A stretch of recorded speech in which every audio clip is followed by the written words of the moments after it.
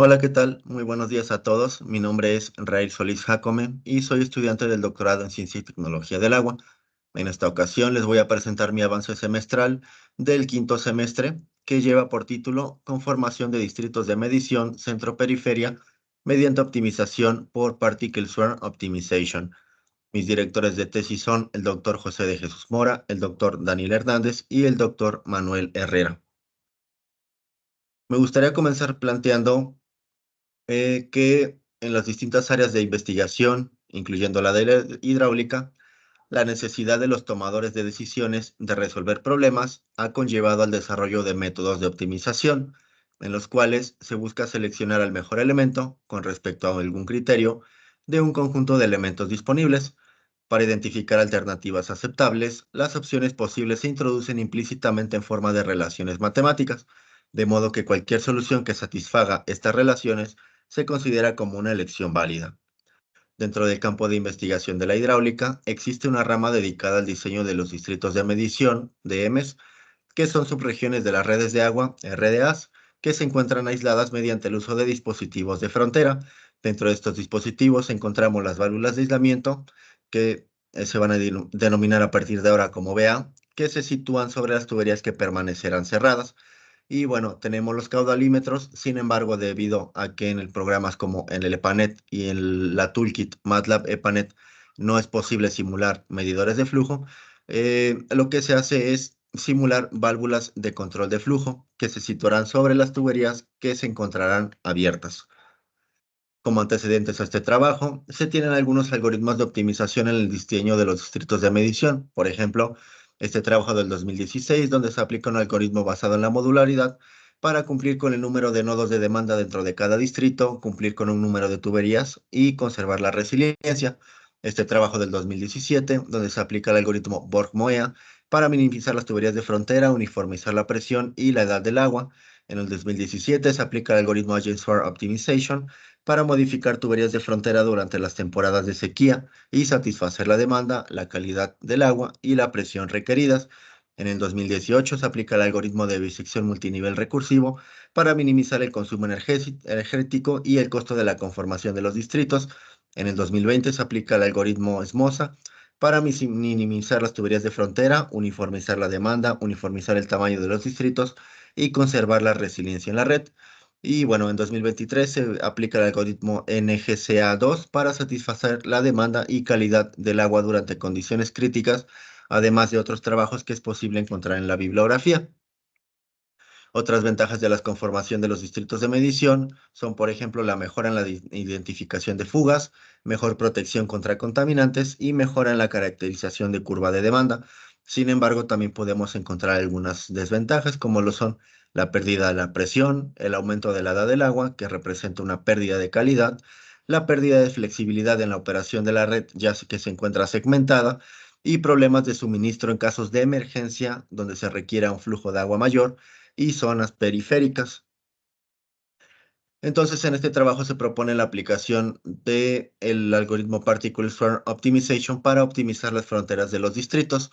Este algoritmo, que se podría traducir como optimización por enjambre de partículas o nube de partículas, es un método de optimización estocástica. En este tipo de métodos, los parámetros del problema no se conocen con certeza, por lo que dichos métodos toman decisiones para futuros inciertos con base en información preliminar. Además, este tipo de métodos permiten incorporar actitudes adversas al riesgo, es decir, se penaliza los peores escenarios. Este tipo de métodos dependen de una serie de decisiones, una serie de restricciones que limitan esas decisiones y una función de aptitud que debe de optimizarse. La aptitud nos dice qué tan favorable es un elemento con respecto a los demás.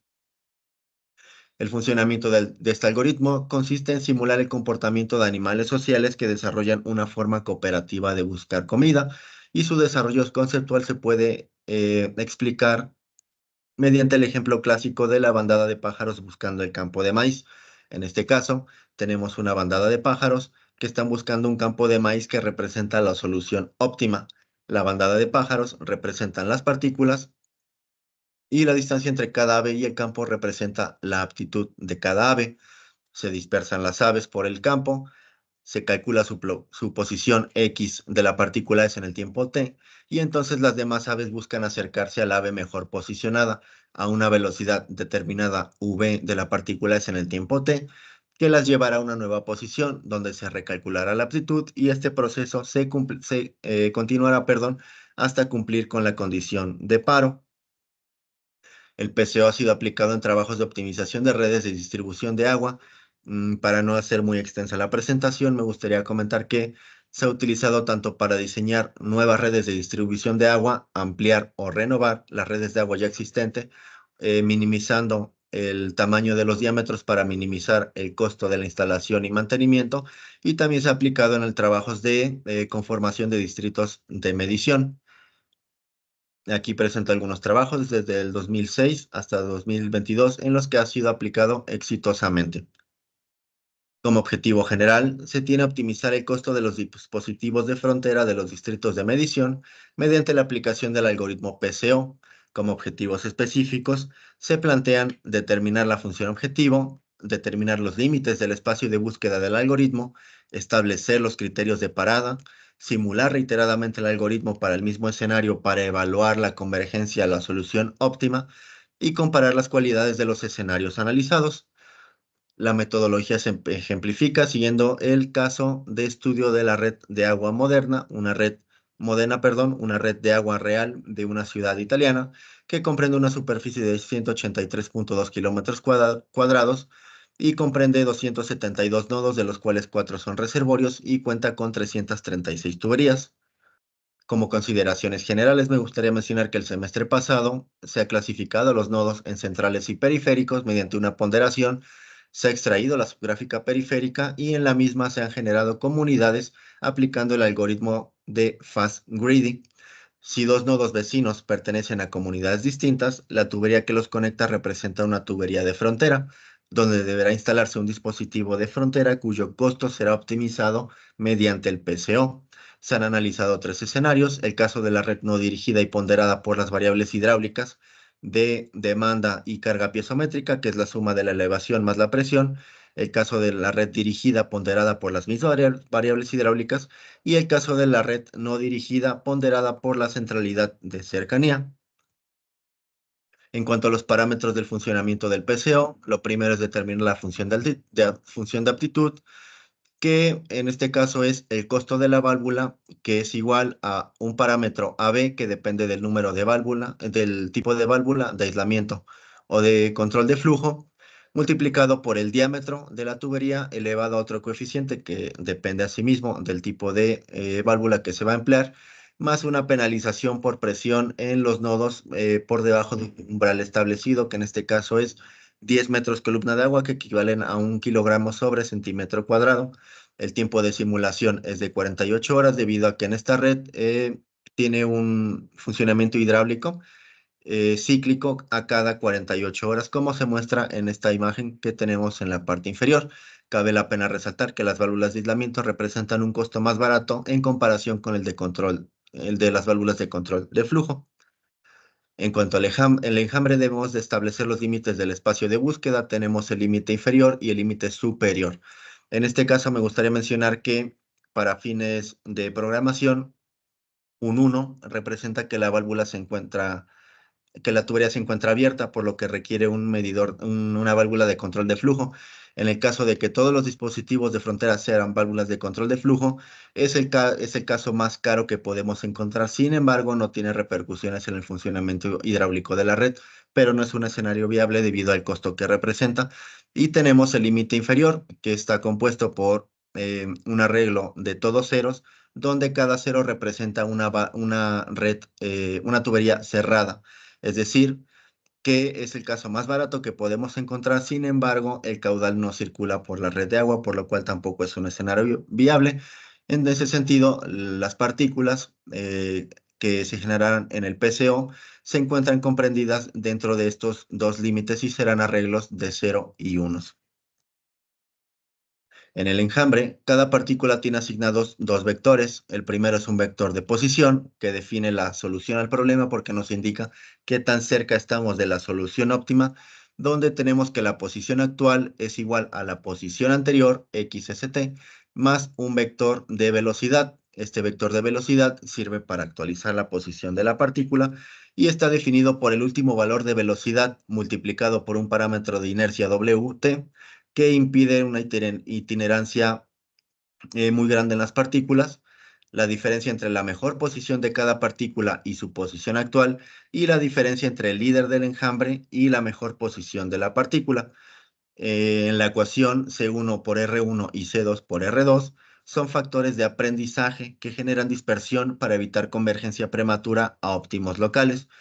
Como condiciones de paro, establecemos un máximo de 1000 iteraciones u 8 iteraciones sin que la aptitud del mejor elemento mejore. En cuanto al funcionamiento del algoritmo, tenemos que lo primero es cargar la red de agua, después cargar el arreglo de comunidades, es decir, los sectores al que pertenece, sectores o distritos al que pertenece cada nodo, identificar las tuberías, es decir, asignarles un ID, obtener las conexiones del nodo inicial al nodo final, identificar la comunidad a la que pertenecen estos nodos y determinar el número de fronteras. En este caso, el número de partículas es igual al número de fronteras que tenemos y bueno, después se generan partículas aleatoriamente, como ya mencioné, que son arreglos de valores 0 y 1. Después se calcula el costo de la válvula de los dispositivos sin la penalización, únicamente el costo por la instalación de la válvula. Después se realiza una simulación hidráulica donde se calculan las presiones y en caso de que haya presiones por debajo del umbral deseado, se asigna una penalización por presión.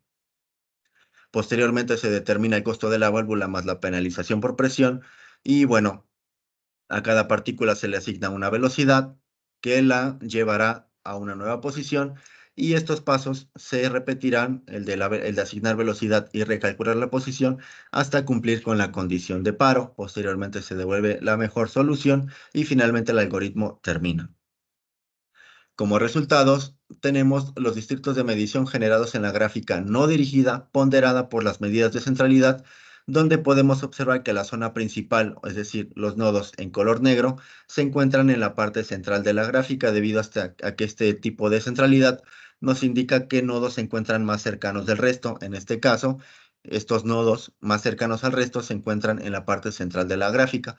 El número de reservorios no cambia para ningún escenario, que son 4, indicados en los cuadrados color cian. Y bueno, tenemos un total de 8 válvulas de aislamiento indicadas en triángulos con color rojo y 17 válvulas de control de flujo indicadas con los triángulos en color verde. El resto de nodos en colores verde, magenta, azul y blanco representan las comunidades restantes. En este caso tenemos 4 comunidades. Aquí tenemos los distritos de medición generados en la gráfica no ponderada dirigida por las variables hidráulicas, donde la zona principal tiene 155 nodos y podemos encontrar que se encuentran aledañas a los reservorios. Esto es porque al ponderar por las variables hidráulicas, dichos nodos tienen una carga piezométrica y una demanda mayor, por lo cual tienen una mayor importancia dentro de la red. Podemos ver que en este caso se necesitan 11 válvulas de aislamiento y 15 válvulas de control de flujo y se han conformado 3 comunidades. En el caso de los distritos de medición en la gráfica dirigida y ponderada por las variables hidráulicas, podemos ver que la configuración de los nodos principales es muy similar al caso anterior debido a que comparten la misma variable de ponderación. En este caso, la zona principal tiene 157 nodos y también se encuentra cercana a los reservorios. Tenemos 8 válvulas de aislamiento y 17 válvulas de control de flujo.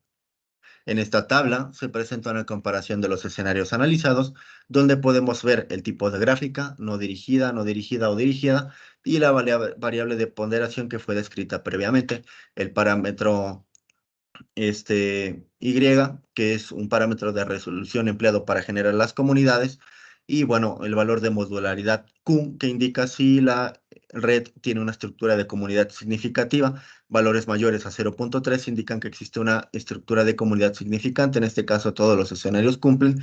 Y bueno, en las columnas 5 a 8 podemos ver la cantidad de nodos comprendidos dentro de cada comunidad y cabe la pena resaltar que estos valores son bastante uniformes y esto se debe a, bueno, digamos al funcionamiento o la eficacia del algoritmo Fast Greedy. Podemos ver los nodos comprendidos dentro de la zona principal, como podemos ver en el caso de la red no dirigida ponderada por variables hidráulicas y dirigida ponderada por las mismas variables. El número de nodos de la zona principal es bastante similar.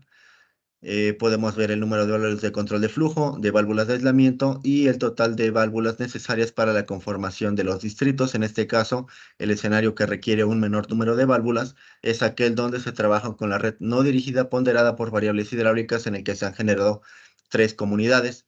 El valor original de presión dentro de la red de agua es de 34,4 menos columna de agua y en los tres escenarios este valor se ha visto muy poco afectado. En el escenario en el que más se ha visto afectado, la presión apenas ha disminuido 1,1 metros columna de agua, que son en los escenarios 1 y 3.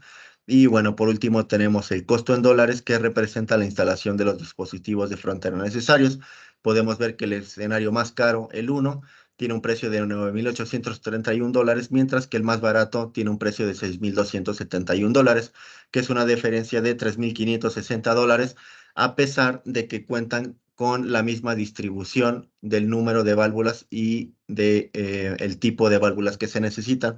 Entonces, la diferencia en el costo se explica debido al diámetro sobre el cual se sitúan las válvulas. Entre más grande sea el diámetro, más cara será la instalación de las mismas. Es por eso que varía a pesar de tener el mismo número de dispositivos. Entonces, bueno, como discusión, el algoritmo ha demostrado resultados favorables en la presión en los nodos debido a que ésta se ha visto afectada mínimamente al conformar los distritos de medición en los tres escenarios analizados, lo que contrasta con el enfoque tradicional en el que dicho parámetro tiende a sufrir repercusiones. Al conformar distritos de medición bajo un enfoque centro-periferia, incluso en el escenario 2, donde dicho parámetro ha sido más afectado, la presión apenas ha disminuido 1,1 metros columna de agua. Por otro lado, en los resultados obtenidos, el número de válvulas de control de flujo es más elevado que el de válvulas de aislamiento. Sin embargo, debido a que los valores de presión aún se encuentran dentro del rango permisible, se considera que pueden intercambiarse algunas válvulas de control de flujo por válvulas de aislamiento, para lo cual es necesario realizar modificaciones al algoritmo para restringir el número de entradas a los distritos. En redes de agua con presiones bajas, este nuevo enfoque representa una opción para mejorar la contabilidad del agua sin disminuir la calidad del servicio. Se considera que el algoritmo es eficiente y eficaz debido a que el tiempo de simulación para el caso de estudio analizado oscila entre 15 y 20 minutos y después de realizar diversas simulaciones para el mismo escenario, tiende a converger a la misma solución, salvo el caso de tal vez alguna válvula en el que cambia alguna de aislamiento por alguna de flujo, pero asimismo cambia una de flujo por otra de aislamiento, así que el número de válvulas es casi siempre el mismo. El algoritmo es muy exacto. Y bueno, como conclusiones, en este trabajo se ha aplicado el enfoque de estructura centro-periferia para analizar su factibilidad en la conformación de los distritos de medición en el caso de la red de agua moderna. La optimización de los dispositivos de frontera se ha realizado mediante la aplicación del algoritmo PCO, estudiado previamente en trabajos de conformación de distritos de medición, así como otros trabajos de diseños de redes de agua. Se han obtenido tres escenarios, de los cuales el más económico es aquel donde se ha trabajado con una red dirigida y ponderada por variables hidráulicas.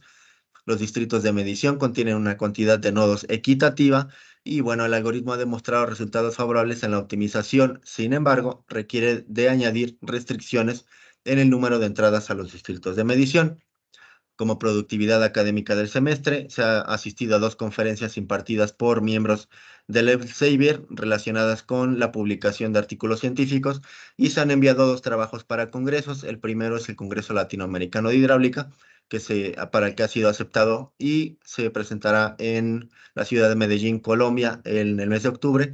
Y el otro es el Encuentro de Estudiantes de Posgrado de Agua en México, por el cual ahora mismo se está realizando la transmisión del video en lugar de la presentación en tiempo real, porque bueno, ahora mismo me encuentro en este seminario, pero me conectaré para la sesión de preguntas y respuestas en vivo, como así lo requiere la coordinación. En cuanto al avance del cronograma de actividades en este quinto semestre, que corresponde a la implementación de la metodología, se tenía contemplada la participación en congreso que se está realizando ahora, además del que se va a presentar en octubre, y la propuesta de mejora de la metodología que, como ya se explicó, corresponde a la restricción del número de entradas a cada distrito. Los agradecimientos al director y directores de tesis que ya mencioné al inicio de la presentación, al comité tutorial de evaluación, conformado por el doctor Bruno Brentan, el doctor José Antonio Arciniega y la doctora Citlali Delgado. Asimismo, agradezco a la Dirección de Apoyo a la Investigación y al Posgrado DAIP, a la Universidad de Guanajuato y al CONACYT. Muchas gracias, quedo atento para sus comentarios, observaciones y preguntas.